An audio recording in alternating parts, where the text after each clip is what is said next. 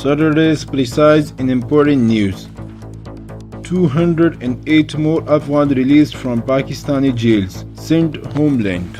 Due to the efforts of Afghanistan Embassy in Islamabad and General Consulate in Karachi, 208 more Afghan nationals have been released from jails in Pakistan's Sindh province and sent to their homeland at the expense of government.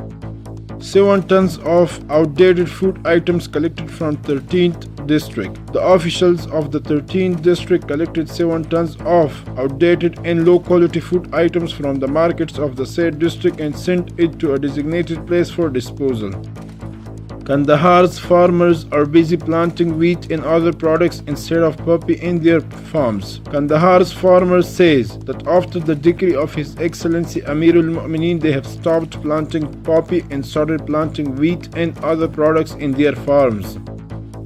Former Governor of Bamiyan returns to Afghanistan after fleeing the country. Former Governor of Bamiyan Province Ghulam Ali Wahdat returned to Afghanistan after efforts were made by the Islamic Emirate of Afghanistan's Contact Commission with Afghan personalities. A delegation sent to Torkham and Spinbolda crossing to assess the problems of traders. Ministry of Commerce and Industry says that a delegation chaired by Nuruddin Azizi, acting minister of this ministry, has traveled to Torkham and Boldak under the guidance of His Excellency Amir al-Mu'mineen. According to the ministry, this delegation will investigate the existing problems of traders in the mentioned areas.